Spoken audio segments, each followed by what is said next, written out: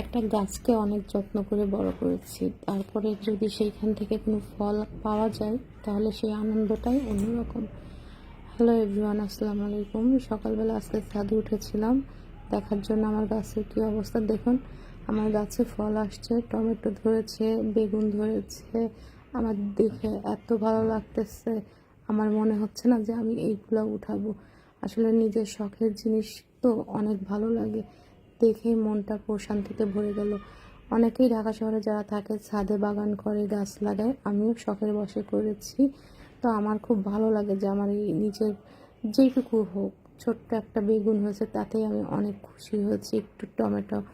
তো এই যে নিচে চলে আসলাম দুপুরে রান্না বান্না করার জন্য। আজকে রান্না করব কুড়াল মাছ, বা অনেকে ভেটকি মাছ বলে, তো খুলনা বিভাগে এটাকে ভেটকি মাছ বলে।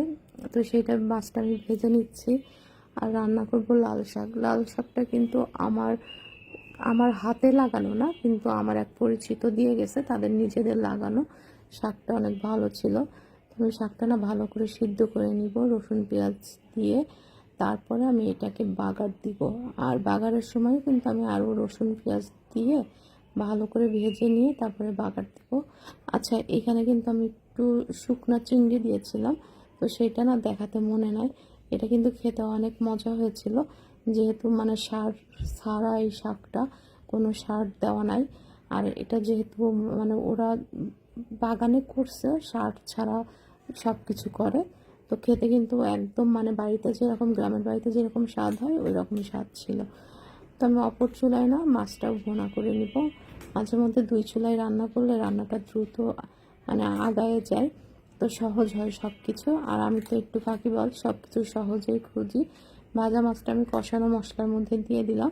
তো রান্নাটা প্রায় কমপ্লিট হয়ে যাবে আমার এক্ষুনি। অল্প ঝোলের পানি দেবো, যেহেতু এই মাছটা নরম, খুব তাড়াতাড়ি মাছটা হয়ে যাবে। আর এই যে মাছটা দেখেন ভেঙেও গেছে, এত নরম মাছ, আমি অনেক সাবধানে উল্টাচ্ছি, তারপরেও না ভেঙে গেছে। তো আমার এই যে মাছটা এই সাইডে ঝোলের পানি দিয়ে গেছি, হয়ে গেছে। তো আমি দেখেন কথা বলতে বলতে আমার মাছটাও হয়ে গেছে। আর আজকে না আপনাদের সাথে আমি আমার প্লেটটা শেয়ার করব, আমি দুপুরে কিভাবে খাই। আমি কিন্তু দুই বেলা খাই, দুপুরে আর রাত্রে। এই যে কফি নিয়ে নিচ্ছি, আর সাথে ছিল 2টা হাঁসের ডিম সিদ্ধ, আর নিব মাছ আর শাক আর সবজি। তো আপনারা যে যে এই পর্যন্ত আমার ভিডিওটা দেখছেন, প্লিজ আমাকে একটা লাইক করবেন, আমার ভিডিওটা একটা শেয়ার করবেন, আমার পাশে থাকবেন। আচ্ছা, অনেকে বলতে পারেন আমি কেন ভাত খাচ্ছি না। আমি ডায়েট করতেছি, তো আমার ভাত খাওয়া ডায়েটে নাই। 15 দিনের জন্য আমি এই রকম ডায়েটই করব। দুপুরের খাবারটা আমার ম্যাক্সিমাম দিন এরকমই হবে, মাছ সবজি ডিম। আর রাত্রের খাবারটা চেঞ্জ থাকবে, কারণ দুই বেলা একই খাবার খেতে ভালো লাগবে না। তো আপনারা যদি কেউ আমার রাতের খাবারের ডায়েটটা দেখতে চান, আমি ইনশাল্লাহ সেটাও দেখাবো। আমি তো শাকও নিয়ে নিয়েছি। আর এইগুলো খেলে না আলহামদুলিল্লাহ পেটটা অনেক ভরে যায়, ভাতের ক্রেভিং হয় না। তো সবাই সুস্থ থাকবেন, ভালো থাকবেন। আসসালামু আলাইকুম।